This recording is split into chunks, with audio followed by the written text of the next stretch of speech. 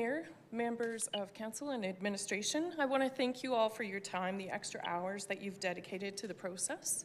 And I just want to acknowledge that it takes commitment to support democracy. I really appreciate it. I'm here representing BeTheChangeYYC, which is in Ward 7. We're a grassroots outreach organization serving unhoused Calgarians. In addition to an overdeveloped sense of fairness, I work in the sector for a personal reason. My son Sam died in 2001 after struggling with trauma, addiction, and for a time with homelessness. I do this work because I don't want other families to go through the same kind of loss.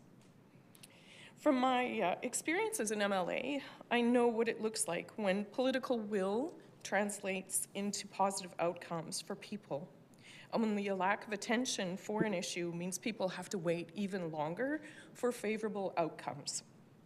At Be The Change, we're on the streets 4 times every week, and we see firsthand how difficult it is for people to survive without stable housing. People like a young man I'll call Shane. In his 20s, living with a brain injury, he collapsed in our parking lot just a block from here last winter. If Shane had stable housing, he could take his medication regularly, manage his condition, and avoid almost dying in frigid weather. But instead, we see people left to survive in conditions that make their health worse and their situations more unstable. And the research is unambiguous. A peer-reviewed Calgary study published in the Canadian Public Policy Journal found that for every dollar invested in stable, supportive housing, the downstream savings to health and justice systems range from over $1 to nearly $3. Homelessness is expensive.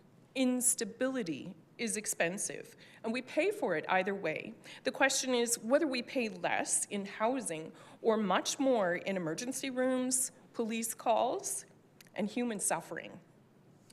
Even when people are doing everything they can, the wait list for housing can be 3 to 4 years. That's the reality. And right now, more than 6,500 Calgarians are on the wait list for affordable housing. And there are thousands of Calgarians couch surfing, using shelters to stay warm, or living rough. Every tool that increases supply matters.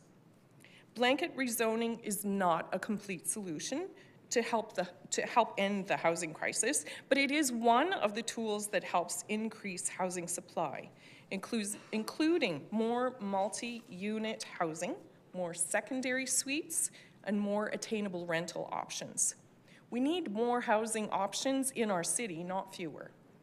From what we at Be The Change see every day, reducing options only increases pressure on people, on communities, and on emergency systems.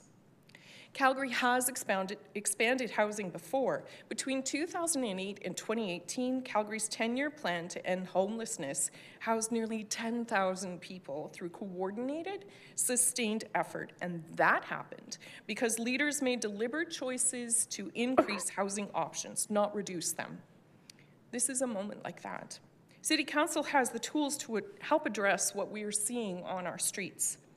I think repeal would be an easy vote, but what I'm asking you to do is the harder thing, to stay at the table, make amendments that address legitimate concerns, and find the tools that are helping people like Shane find a way home.